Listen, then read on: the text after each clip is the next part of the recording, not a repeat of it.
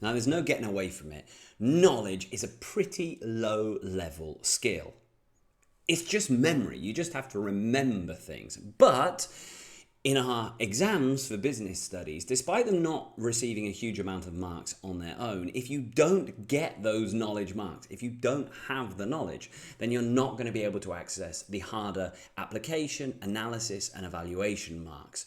So we really need to be absolutely sure of the knowledge. In order to help with this, I've created specific GPTs within ChatGPT. You will need a ChatGPT account, but then the links, if you follow them below this video, you will find them.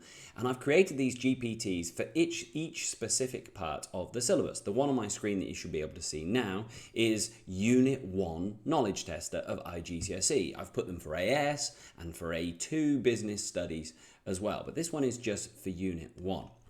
Let me show you how they work. So I can just click Let's Go. If I'm clicking Let's Go, what it's doing now, it's searching through the syllabus.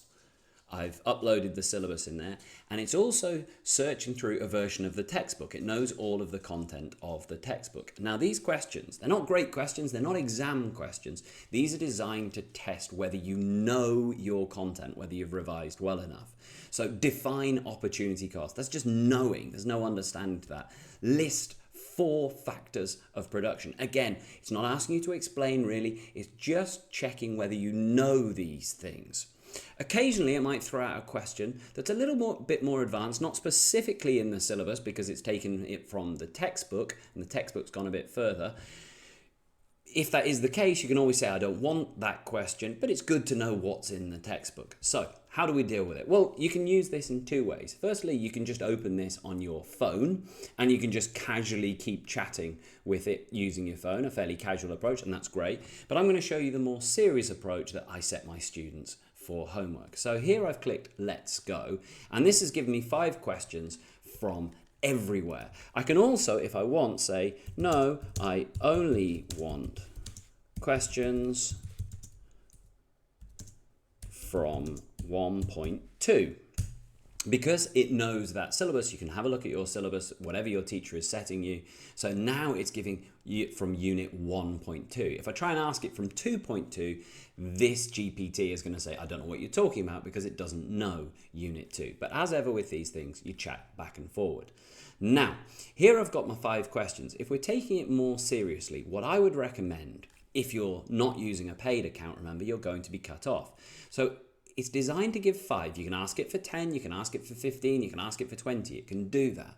But with 5 is probably about the optimum way to do it. What I recommend is you don't just answer question 1, then question 2, then question 3, clicking return, because you'll use up your free chat account.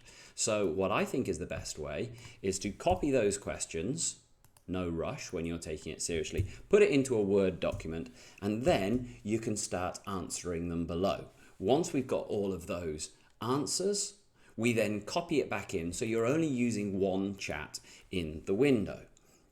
What it's going to do is, we've got to be careful. It might be a little bit lenient on you, but it should be pretty accurate. So define primary sector. I'm only going to be lazy. I'm just going to put in question 2. I'm going to get it wrong. I'm going to say primary. This is a service industry. Put them in. No.